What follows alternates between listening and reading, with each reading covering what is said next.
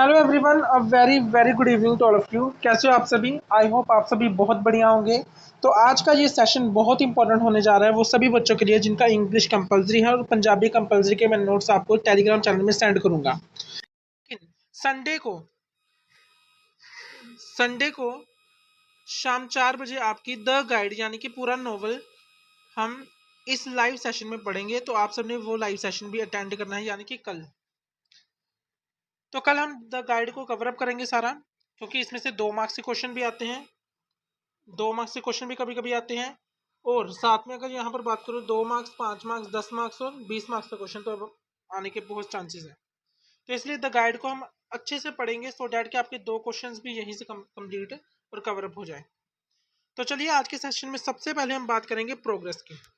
Progress section C का है, ठीक है। तो इसके जो राइटर हैं, जो इसके ऑथर है, जिन्होंने ये एक्ट लिखा हुआ है, वो है एस.टी. John Irwin. क्लियर है? उनका बर्थ डेट और डेथ डेट यहाँ पर लिखी हुई है। बर्थ डेट उनकी है 28 दिसंबर 1883, ठीक है। 28 दिसंबर 1883 को उनका जन्म हुआ था। 24 दिसंबर 1971 को उनकी डेथ हुई थी। तो ये आपने डेट जो है याद रखनी है। मैंने सिर्फ वही चीज़ें लिखी हैं जो आपने याद रखनी है और लिखनी है सबसे पहले। तो एस टी जॉन एरविन का जन्म कब हुआ था? 28 दिसंबर 1883, और उनकी डेथ कब हुई थी? 24 दिसंबर 1971। लेकिन अब इसको लिखने का कैसे तरीका है? बर्थ डेट तो पहले लिखोगे आप, ठीक है, लेकिन डेथ डेट आपने लास्ट में लिखनी है, जब उसका जो राइटर का इंट्रो है वो खत्म करोगे। क्लियर है? यानी कि ये स्टार्टिंग में आएगी लाइन आपकी और लास्ट में डेथ की। एरिश बायोग्राफर थे ये। क्लियर है? नॉवेल्स कौन कौन से लिखे थे इन्होंने? द फुलिश लवर और द एलाइसन फैमिली, ये इनके बहुत ही इंपॉर्टेंट नॉवेल्स हैं जो इन्होंने लिखे थे। फेमस नॉवल थे ये, तो इसलिए इनको हम यहाँ पर लिखते हैं। क्लियर है? स्टार्ट करें आज की क्लास। तो सबसे पहले हम पढ़ेंगे प्रोग्रेस स्टोरी एक्ट। ये स्टोरी भी है, एक्ट है, लेकिन आपने इसको स्टोरी की तरह ही रिवाइज करना है सारा। क्लियर है? और ये वीडियो बहुत इंपॉर्टेंट है। मैं आपको यहाँ पर बता दूं कि पेपर के एक दिन पहले अगर आपने ये वीडियो सुन ली और इसको अच्छे से समझ लिया तो आपका पेपर बहुत अच्छा जाएगा। चलिए स्टार्ट करते हैं। हैना ने कहा प्रोफेसर को डैट मिस्टर मेल्टन जो है उसकी सिस्टर वो वापिस आई है। उस she expected him to receive she, यहाँ पर शी किसके लिए यूज किया गया है? मेल्टन के लिए। यानी कि उसकी बहन ये एक्सपेक्ट करती है कि वो उसको स्टेशन पर रिसीव करने आएगा, but he didn't to go to receive her. But जो हमारा प्रोफेसर है, जो यहाँ पर व्यक्ति प्रोफेसर है, यहाँ पर मैं सबसे पहले यहाँ पर बता देता हूँ आपको कि करेक्टर कौन कौन से हैं यहाँ पर।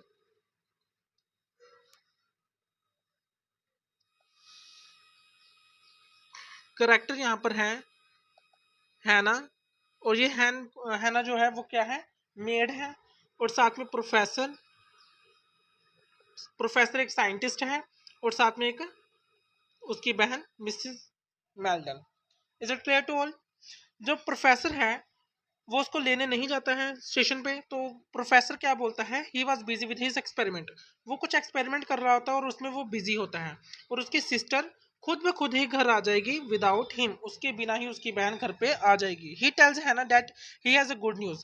वो हैना को बताता है, यानी कि उसकी मेड को बताता है कि मेरे पास एक अच्छी खबर है। किसके लिए? अपनी सिस्टर के लिए, कि उसका एक्सपेरिमेंट क्या हो गया है? सक्सेसफुल हो गया है।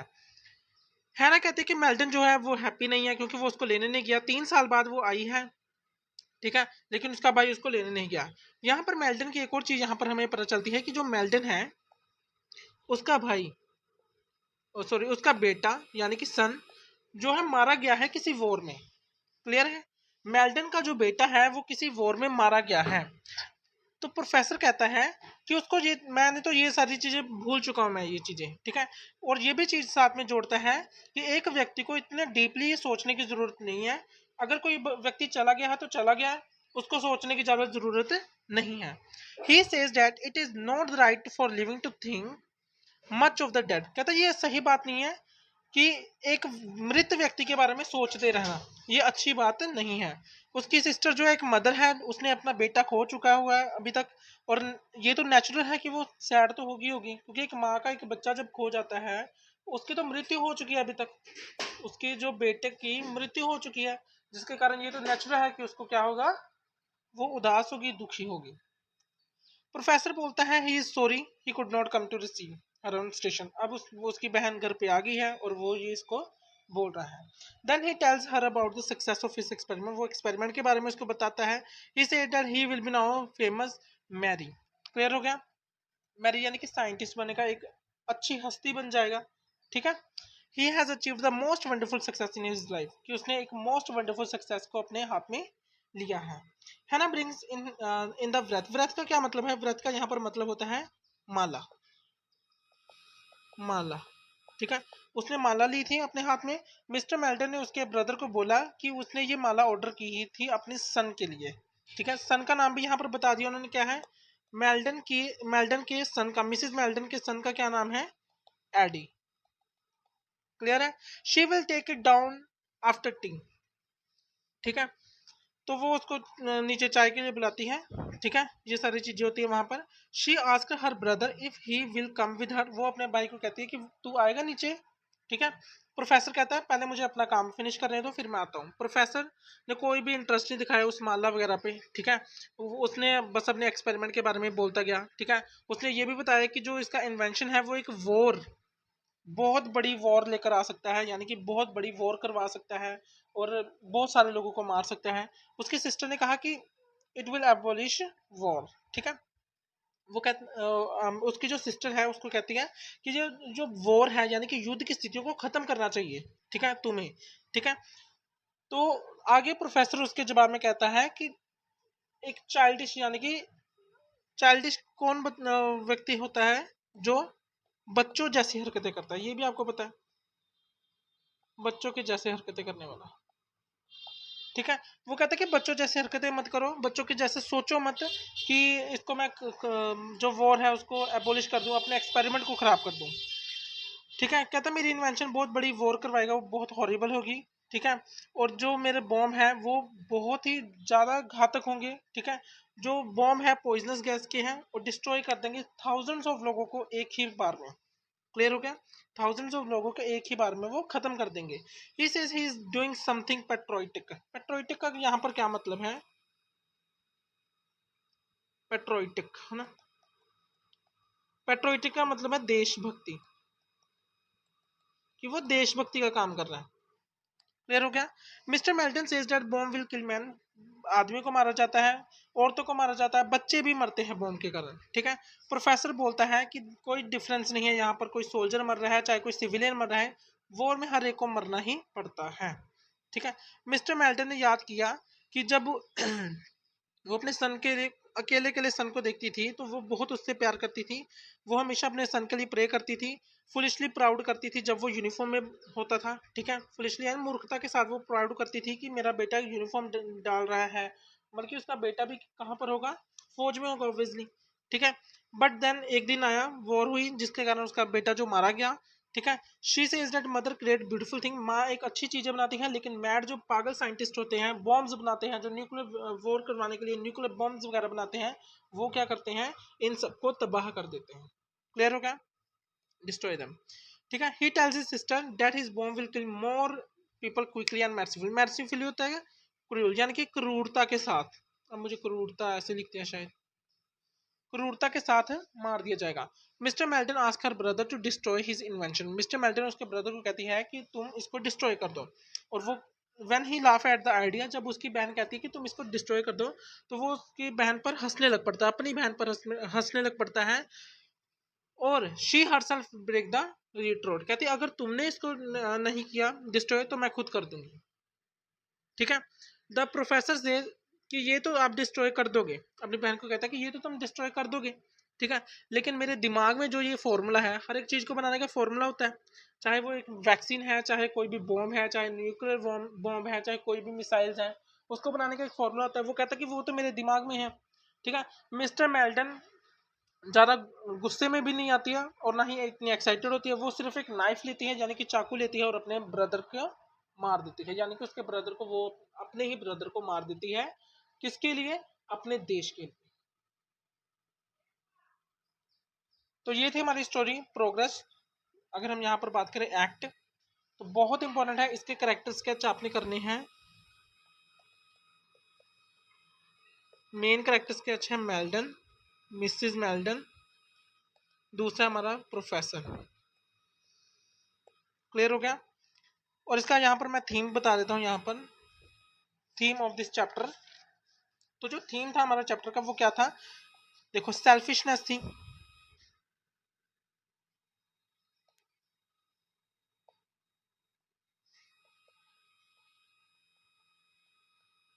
सेल्फिशनेस थी, ग्रीड था, साइंटिस्ट सेल्फिश भी था, ठीक है, ग्रीड भी था, ठीक है, क्रूएल भी था, ठीक है। तो ये साइंटिस्ट जो था सेल्फिश भी था, ग्रेड भी था, यानी कि लालची भी था, क्रूरता भरा भी था, ठीक है, जिसने एक डिस्ट्रक्टिव वेपन को बनाया था सो डैट की एक वॉर हो सके, ठीक है। यहाँ पर पेट्रोटिक भी है। देशभक्ति किसने बताई थी? साइंटिस्ट ने या उसकी बहन ने? ऑब्वियसली मिसेस मेल्डन ने। तो ये आपने थीम पहले लिखना है, ठीक है। और यहाँ पर आपने ये भी चीज लिखनी है साथ में। हाँ, तो हम कहाँ थे? तो पेट्रोटिक यानी कि देशभक्ति किसने बताई थी हमें? किसने दिखाई थी? मेल्डन ने, ठीक है।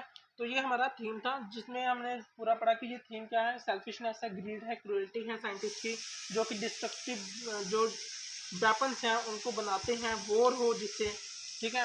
और साथ में ये यहाँ पर ये भी हमारे पेट्रोटिक की चीज़ें भी बताई हुई है, ह्यूमैनिटी की चीज़ें भी यहाँ पर बताई हुई हैं कि इंसानियत अभी भी है कुछ लोगों के लिए, क्योंकि उसने एक देश को बचाने के लिए अपने भाई को मार दिया। क्लियर है? यहाँ पर करेक्टर, यहाँ पर अगर हम बात करें करेक्टर स्केच की, तो मैंने पीछे भी आपको बताया है कि करेक्टर स्केच यहाँ पर दो बहुत इंपॉर्टेंट, प्रोफेसर का,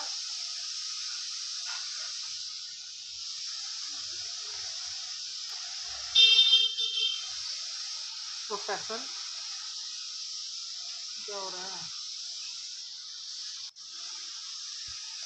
प्रोफेसर और मिसिज मेल्डन,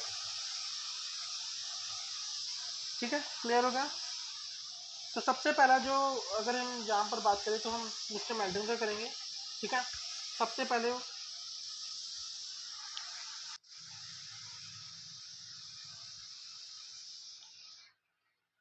तो ये यहाँ पर मिस्टर मेल्डन के यहाँ पर मैंने करेक्टर स्केच लिखे हैं। मिस्टर मेल्डन का असली नाम था चार्लोट। क्लियर है? वो सैड और एक ट्रेजिक फिगर है। कैसे है मैं आपको यहाँ पर बता देता हूँ। सैड क्यों थी वो? क्योंकि उसके बेटे की डेथ हो गई थी, ठीक है। ट्रेजिक फिगर कैसे था वो? क्योंकि उसने अपने भाई को लास्ट में मार दिया था। लविंग मदर थी, ऑब्वियसली उसका बेटा मर गया था, लेकिन वो 3 साल बाद भी अपने बेटे को नहीं भूल पा रही थी, क्योंकि माँ थी, ठीक है। माँ तो वैसे ही नहीं भूल पाती किसी को, ठीक है।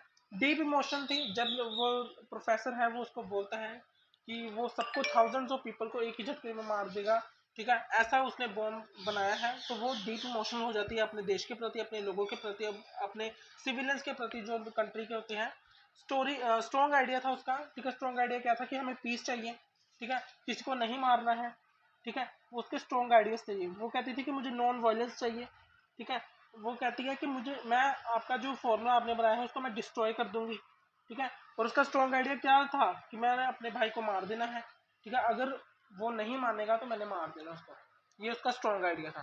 पेट्रोटिक यानी कि देशभक्ति तो थी उसमें, उसने देश के लिए तो मारा था अपने भाई को।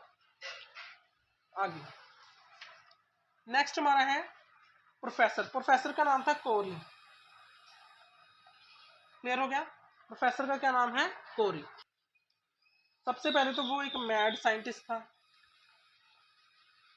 मैड की जगह आप एब्सेंट माइंडेड भी लिख सकते हो।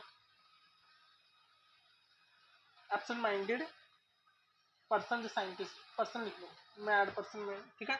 वो पागल था, उसको पता ही नहीं था वो क्या करने जा रहा है, कितने लोगों को मार लिया। उसको ये था कि भाई मुझे पैसे चाहिए, यानी कि दूसरा वो ग्रीडी भी था,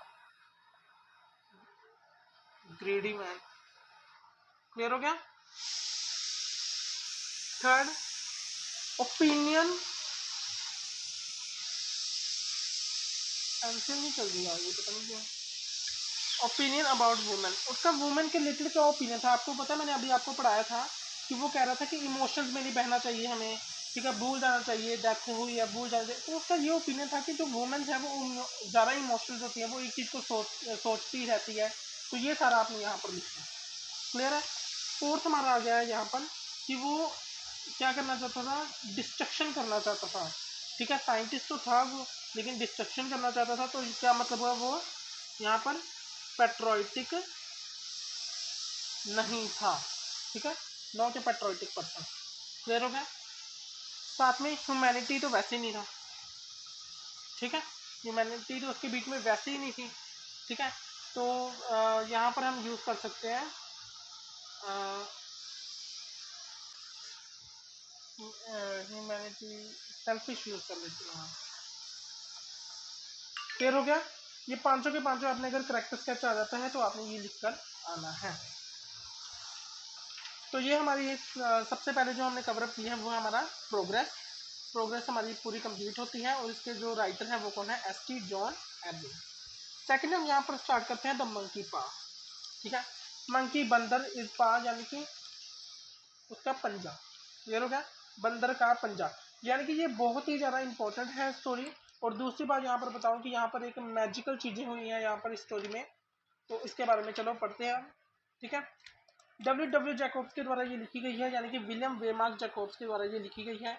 तो ये भी आपने लिखना है यहाँ पर, सितंबर 8 सितंबर 1, ये तो आप याद रख ही लोगे हम, ठीक है। बर्थ और डेथ 1863 में 1943, यानी कि चेंजेस सिर्फ इसमें है, यहाँ पर एक बढ़ गया और यहाँ पर दो घट गए। इस तरीके से भी याद रखा करो, इस तरीके से याद रखोगे तो इजीली आपको याद रहेगा। क्लियर हो गया। 8 से 9 एक बड़ा, 6 से 4 2 माइनस 3, ठीक है, यहाँ से भी आप याद रख सकते हो। तो विलियम वेमार्क जैकोब यानी कि डब्ल्यू जैकोब जो था, डब्ल्यू जैकोब ऐसे भी लिख सकते हो आप, कई बुक्स में ऐसे लिखा होगा, आप देख सकते हो, ठीक है। वो क्लर्क पोस्ट में था, पोस्ट ऑफिस था, ठीक है। ह्यूमरिस्ट और राइटर ऑफ स्टोरीज है, ठीक है। थीम कौन सा था इसकी, हमेशा राइटिंग जो भी लिखता था ये उसका थीम हमेशा गुड, फेथ, ठीक है, सुपर नेचुरल चीजों को ही लिखता था। क्लियर है, क्लियर है। तो ये क्लर्क पोस्ट में था, ह्यूमरिस्ट और राइटर था स्टोरीज का, थीम क्या होता था, गुड, फेथ, ठीक है, सुपर नेचुरल चीजों के लिए, ठीक है। चलिए स्टार्ट करते हैं अब हमारी monkey part. The play monkey's part written by W Jacobs is an intense play, ठीक है। It lives heavily on the supernatural, चीज़ों के ऊपर ज़्यादा विश्वास करती है ये, ठीक है, और इसके ऊपर ही डिपेंड है और इसके ऊपर ही बनाई गई है। और use of ordinary elements to intensify the mood and atmosphere के बारे में बताया गया है यहाँ पर, उसी प्रकार से, क्योंकि ये एक्ट है, एक एक्ट प्ले यानी कि नाटक प्ले किया गया था ना, तो उसी के अकॉर्डिंग इन्होंने यहाँ पर पूरा एटमॉस्फेयर तैयार किया गया था, ठीक है। तो ये यहाँ पर एक छोटी फैमिली को इंट्रोड्यूस करते हैं, white, mister and Mrs white को। यहाँ पर उनके तीन, यानी कि तीन जाने हैं यहाँ पर, कौन कौन से, मिस्टर, यहाँ पर करेक्टर कौन कौन से हैं, मिस्टर,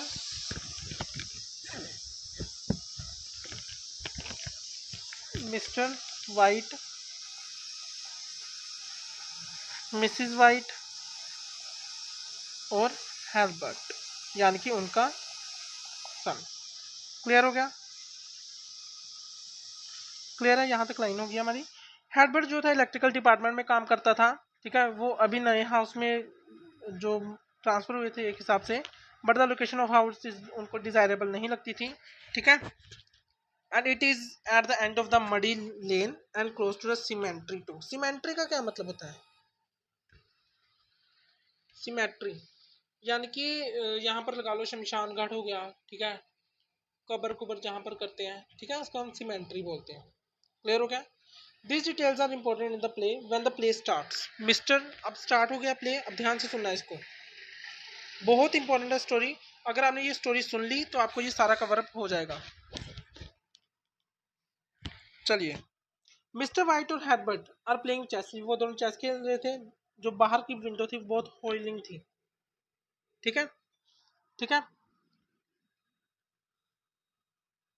हेल्बर्ट जो था रेडी हो रहा था अपने जॉब के लिए, मिस्टर वाइट वेटिंग कर रहे थे उसके फ्रेंड के, सर्जेंट मेजर मॉरिस। ये भी बहुत इंपॉर्टेंट है, याद रखना ये नाम, मैं यहाँ पर कर देता, ये तो बहुत बड़ा हो गया।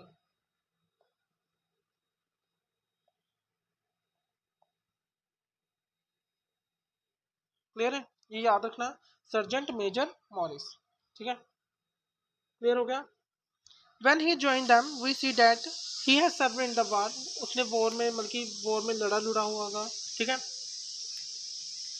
And also lost his arm, उसकी जो बाजू वो नहीं थी। He has travelled the world, वो वर्ल्ड में पूरा घुमा हुआ है, ठीक है, घुमा हुआ था। And has witness many strange thing in his life, और वो विटनेस था बहुत अजीबोगरीब जो भी चीज़ें उसके साथ हुई थी उसका वो विटनेस था। He tells them of magical tricks, ठीक है, जो उसने इंडिया में देखी। मिस्टर वाइट जो थी फन बना रही थी, यानी कि हंस रही थी उसकी सारी जो भी चीज़ें थी, जो भी वो मंकी पा के बारे में बोल रहा था। ही टेल्स की एक फ़कीर ने उसको ये मंकी पा, जो मंकी पा है वो दिया है, ठीक है।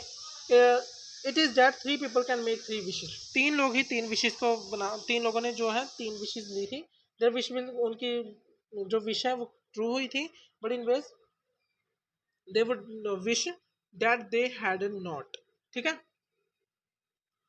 क्लियर हो गया। यानी कि अगर हम यहाँ पर बात करें, एक फकीर ने, ठीक है, उसको एक पंजा दिया, जो 3 लोगों की 3 विशेष पूरी कर सकता है, ठीक है, और उनकी विश जो ट्रू होगी, यानी कि पूरी जो विश होगी वो उनके मुताबिक नहीं होगी वो चीज, ठीक है, वो जो पंजा करेगा वही करेगा। यानी कि अगर किसी ने सोचा कि मुझे 5 लाख रुपए मिल जाए, विश किया, लेकिन उनके मुताबिक 5 लाख सीधे नहीं मिल जाना, कुछ ना कुछ ऐसा होगा कि 5 लाख तभी मिलेगा, या तो जॉब लग जाएगी या कुछ ऐसी चीजें, ठीक है। वाइट जो था, मिस्टर वाइट, ठीक है, वो रिक्वेस्ट करता है कि मुझे पंजा दे दो, ठीक है, क्लियर हो गया। और साथ में मॉरिस इज रेलिकेंट, ठीक है, मॉरिस जो है वो थोड़ा झिझकता, झिझकना कहते हैं ना, कि जिससे कि वो थोड़ा सा झिझक जाता है, ठीक है। He tells them that the previous owner जो था पा का जो था, had asked for 2 wishes, 2 wishes के लिए उसने बोला था, और थर्ड विश में उसने अपनी डेथ मांग ली, ठीक है। यानी कि वो थोड़ा झिझकता है, और उसको बोलता है कि जो प्रीवियस ओनर था, यानी कि पिछला जो ओनर था, ठीक है, जो जिसके पास मंकी पा था, तो उसने 2 विशेष तो मांग ली, लेकिन उसको तीसरी विश किसकी मांगनी पड़ी, डेथ की, यानी कि मौत की, अपनी ही मौत की। तो बहुत इंटरेस्टिंग होने जा रही है आगे स्टोरी जो इसकी। ही गिव देम द पो एंड लीव्स, वार्निंग देकर वो चला गया उसने, और उसको जो मंकी पा था पंजा दे दिया, ठीक है। व्हेन ही लीव्स, हर्बर्ट और मिस्टर जोक बना रहे थे, ठीक है। Herbert tells his father to ask the remaining for the remaining 200 pounds of the mortgage on the house, ठीक है, उन्होंने हाउस जो था वो लोन पे लिया हुआ था, ठीक है। हर्बर्ट जो है उसके फादर को बोलता है कि जो रिमेनिंग 2000 पाउंड्स है उसके बारे में उनको बोलता है। he laughed that the only way thing can go wrong is that the money falls on his father's hand, कहता बस एक ही चीज गलत होगी, उसके सिर पे गिरेगी सीधी मनी, जो भी वो बोल रहा है कि 200 पाउंड्स, ठीक है, मांग रहा था ना वो। he then leaves and Mr. White asks for the money, mister white ने बोल दिया, जो पंजा था उसको बोल दिया कि मुझे मनी चाहिए। He started when he feel the paw moved in hand, उसके जो हाथ में पंजा था वो हिलने लगा। He imagines that he see face in the fire too, he retire to bed for the night, वो देखता है कि जो पंजा हिलने लग पड़ा है, यानी कि उसका जो विश है वो पूरी होगी, और वो सोने चला जाता है। The next morning Mr and Mrs White wait कर रहे थे हर्बर्ट, यानी कि उनके सन का, कि वो ब्रेकफास्ट करे आकर, क्योंकि नाइट ड्यूटी करता था वो। He is a little late, वो थोड़ा सा लेट था। ओल्ड कपल बहुत ही ज़्यादा एंशियस, यानी कि बहुत ही ज़्यादा चिंता में थे। जस्ट देन मिस्टर वाइट, जो मिसिज वाइट है, वो एक आदमी को आते हुए देखते हैं, ठीक है, जिसने डार्क कलर का सूट डाला था, यानी कि वो डाकिया डाकिया जैसा ही लग रहा था, ठीक है। ही रीचेज देयर गेट, वो गेट पे पहुंचा है, बट हेजिटेट, थोड़ा सा हिचकिचा रहा था बोलने के लिए हिचकिचा रहा था। Then he goes back but return, वापिस जाता है, फिर से वापस आ जाता है। Mister Welton get excited and tells her brother that maybe their wish has come true, कि जो मिसिज वाइट थी वो एक्साइटेड हो जाती है और अपने हस्बैंड को बोलती है कि शायद हमारी विश पूरी हो चुकी है।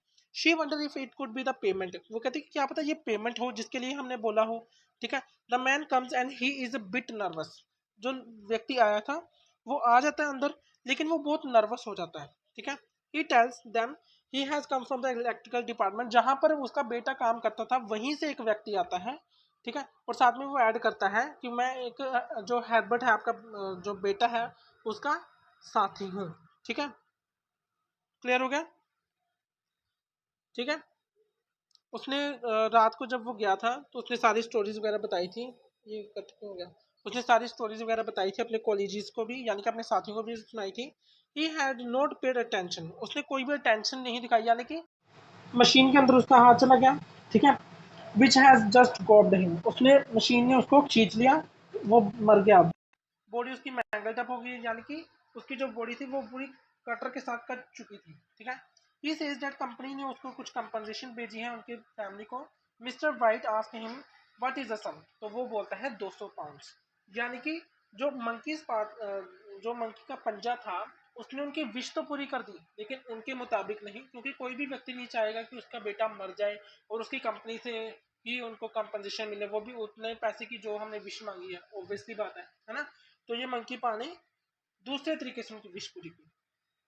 आफ्टर हर्बर्ट की डेथ के बाद उनको कोई इंटरेस्ट नहीं आ रहा था अपनी लाइफ में, ठीक है। उनकी जो लाइफ थी वो सारी एक ही दिनचर्या के ऊपर, यानी कि हर्बर्ट की दिनचर्या के ऊपर ही केंद्रित थी, ठीक है।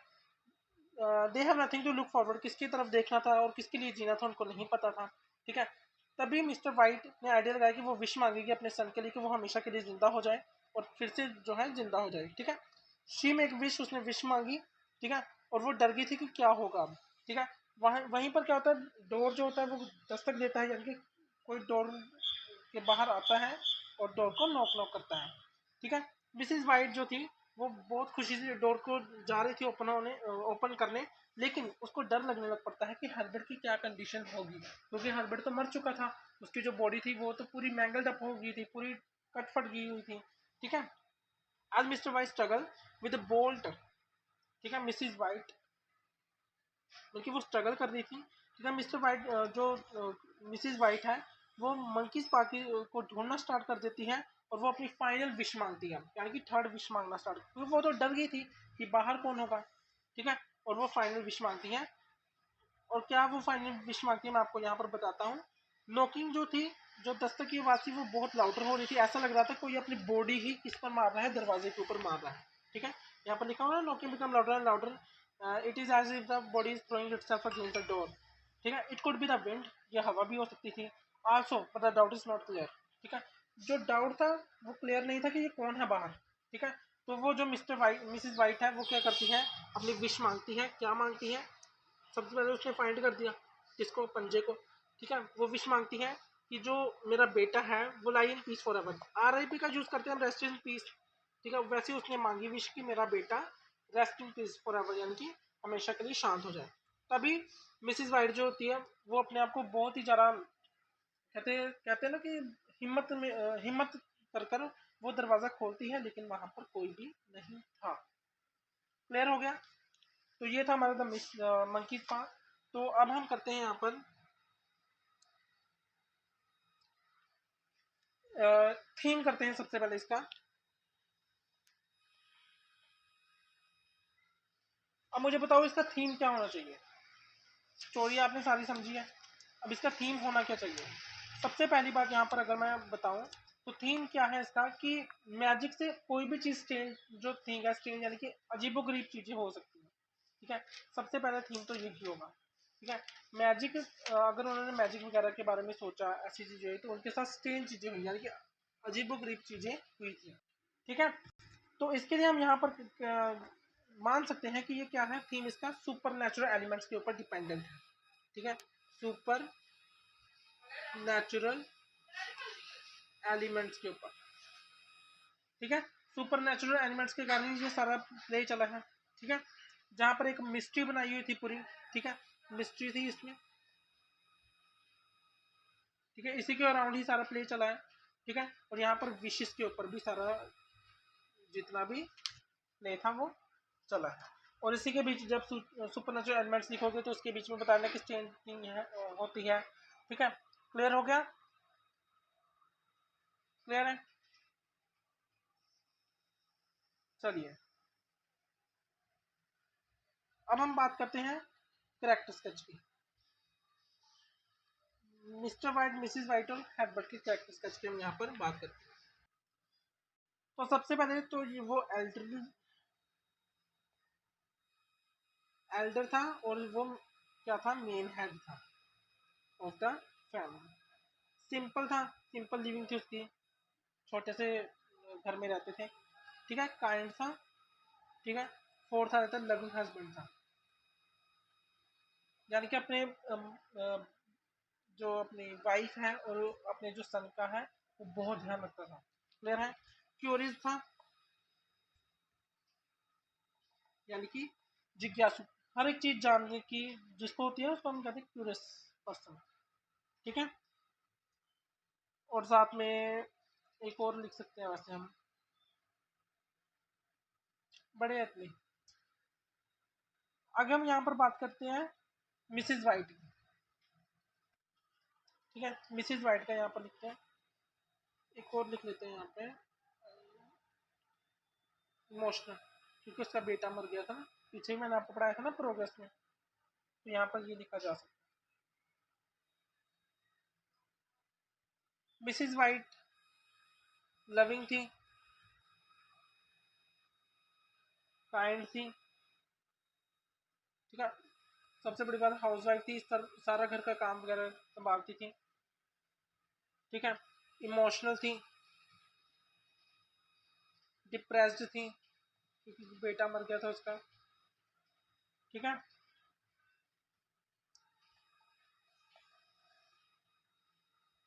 क्लियर थी, यानी कि डर गई थी ना वो लास्ट में, तो आप ये लिख सकते हो। क्लियर हो गया।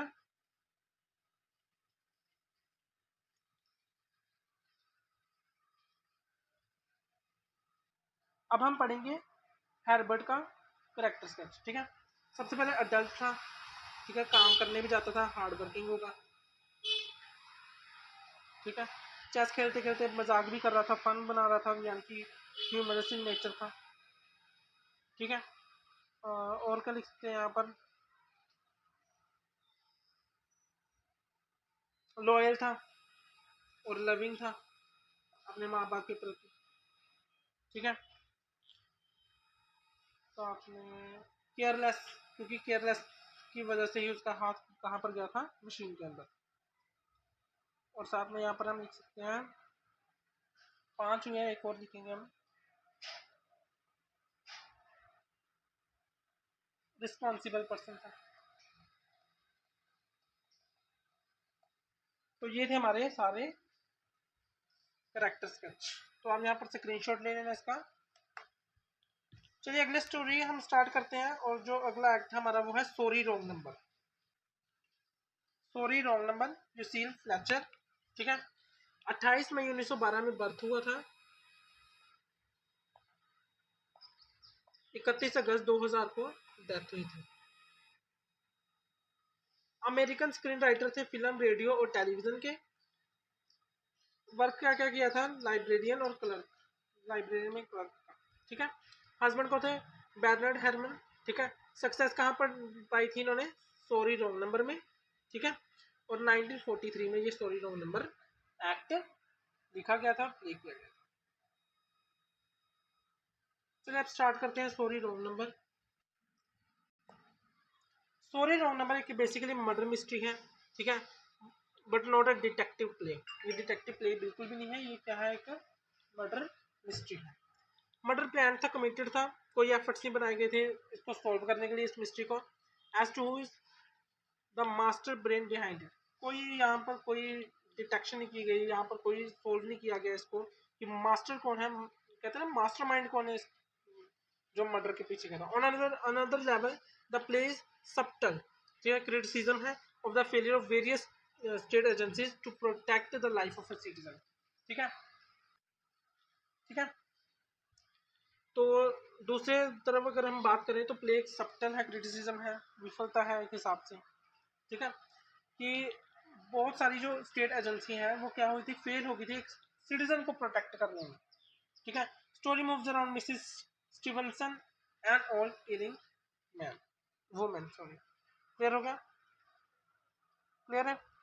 एलिंग का क्या मतलब है यहाँ पर, एक जो बंदा बीमार रहता है ना ज़्यादा, उसको हम कह सकते हैं, यानी कि बूढ़ी बीमार महिला, ठीक है।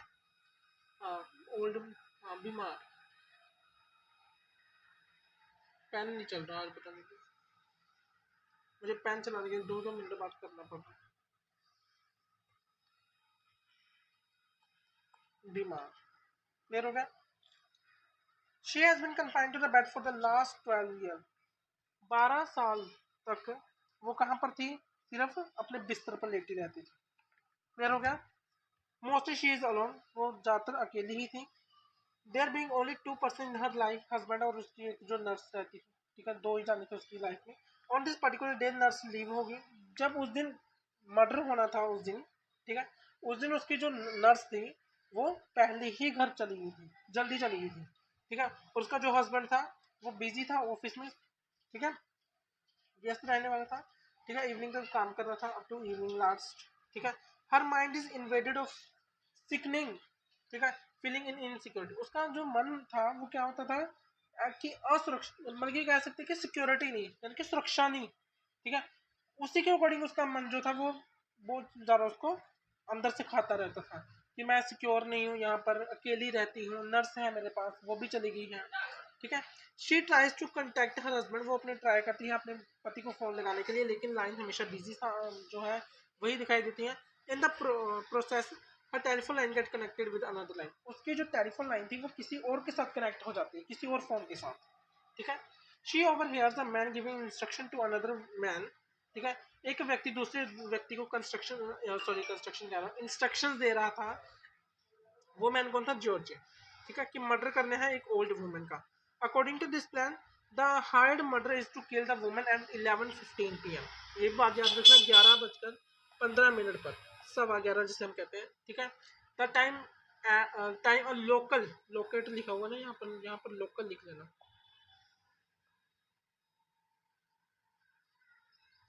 लोकल, ठीक है, लोकल मैं यहाँ पर लिख देता हूँ, कवर अप कर लेना, ये तो ये बड़ी गंदी आदत है, ठीक है।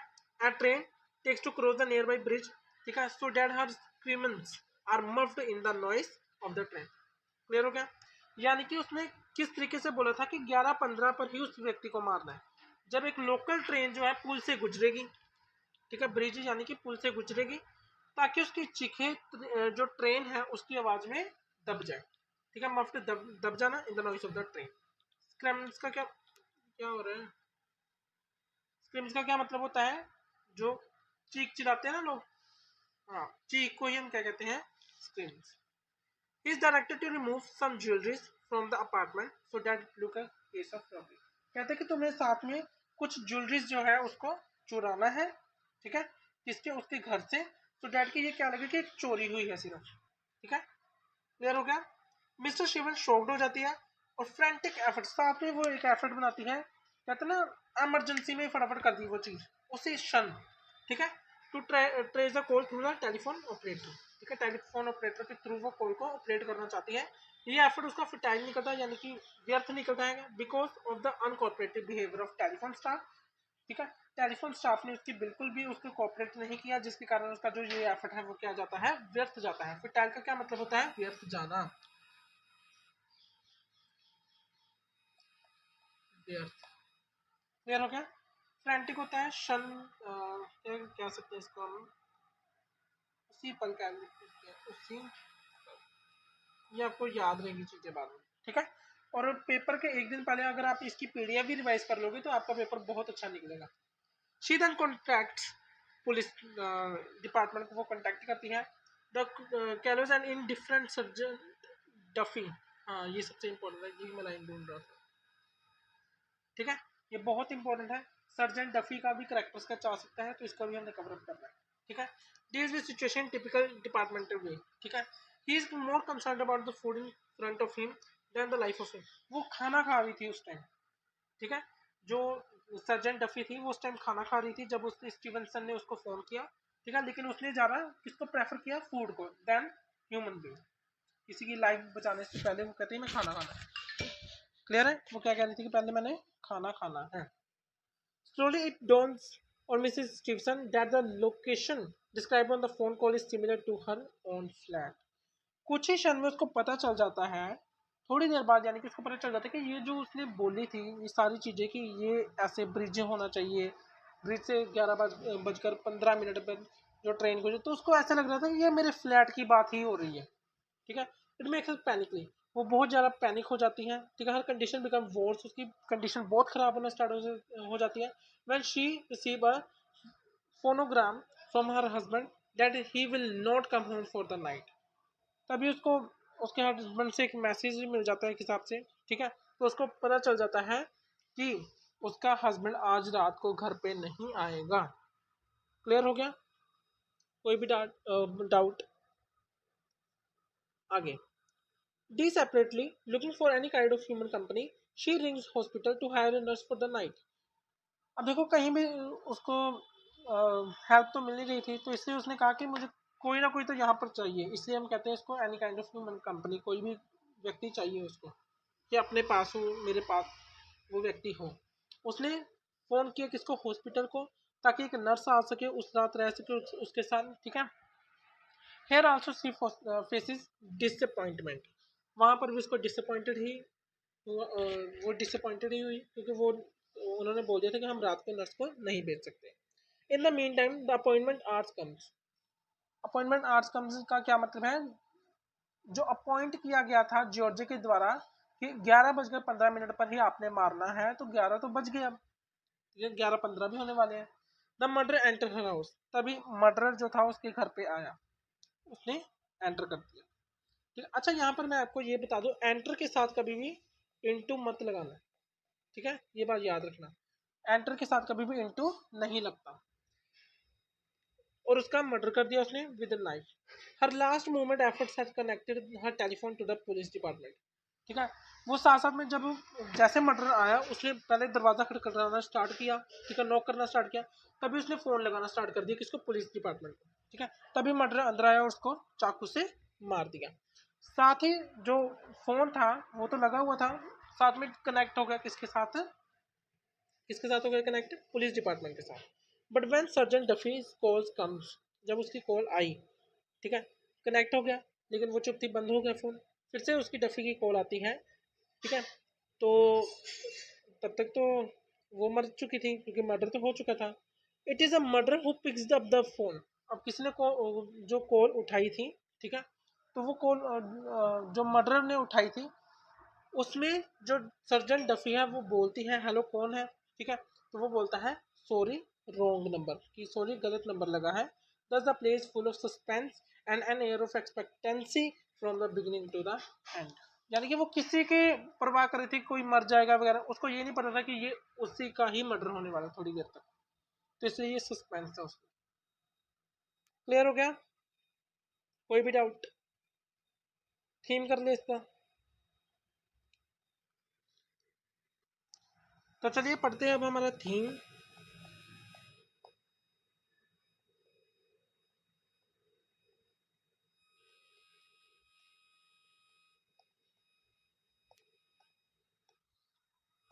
सबसे पहले थीम में हम यहाँ पर पढ़ेंगे, थीम किसके अकॉर्डिंग था, सबसे पहले यहाँ पर सस्पेंस था, ठीक है, सस्पेंस भी था यहाँ पर, ठीक है, मिसअंडरस्टैंडिंग भी थी,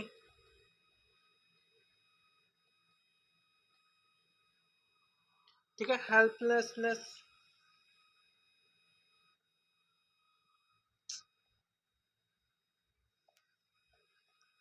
हेल्पलेसनेस, ठीक है, और यहाँ पर टेरर भी था, डर भी था, ठीक है। तो इसी के अकॉर्डिंग आपने थीम लिखना है, और साथ में आपने सारी स्टोरीज के बीच में कवर अप कर लेंगे। अब हम यहाँ पर बात करते हैं जो मेन क्वेश्चन होते हैं करेक्टर स्केच के, ठीक है। सबसे पहले हम करेक्टर स्केच करेंगे स्टीवनसन का,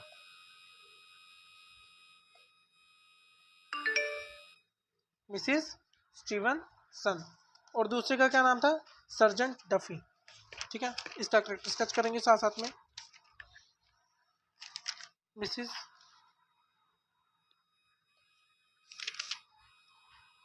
सर्जेंट डफी, मिसिस, आज ना पेन ये चल ही नहीं रहा, पता नहीं क्यों। सबसे पहले हम बात करते हैं मिसिस स्टीवनसन की। सबसे पहले फिजिकली इल थी,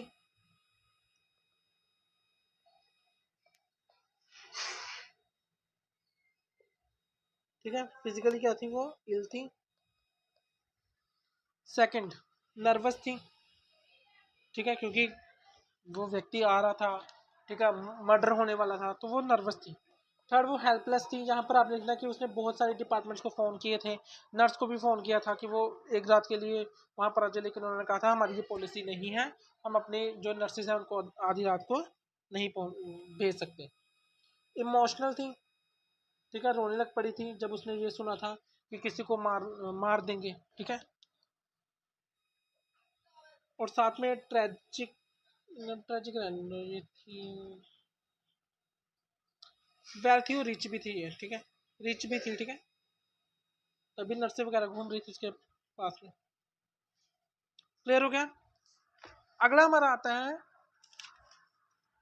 सर्जन डफी। काम थी, ठीक है, उसने ये आराम से खाना खा रही थी, वो कहती मैं पहले खाना खाऊंगी, ठीक है, फिर आपकी बात सुनती हूँ, ठीक है, इसलिए शांत थी वो, ठीक है। नॉट सीरियस, बात नहीं सुन रही थी तो सीरियस होगी, बिल्कुल भी नहीं, ठीक है।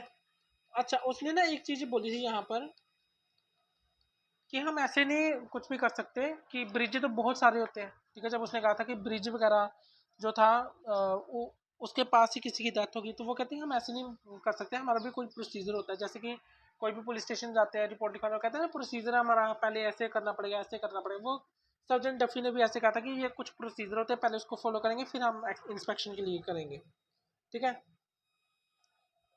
इनडायरेक्टली रिस्पॉन्सिबल थी उसकी डेथ की, कौन?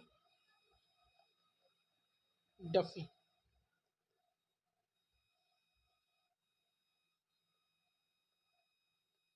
ठीक है। रिस्पॉन्सिबल भी थी वो, क्योंकि डेथ जो उसका मर्डर था, ठीक है, सर्जन का, वो इसी के कारण हुआ। अगर वो पहुंचा देती पुलिस टाइम पर, क्या पता मर्डर नहीं होता, ठीक है। क्लियर है। और यहाँ पर फिफ्थ क्या लिखेंगे हम? यहाँ पर फिफ्थ हम लिख सकते हैं,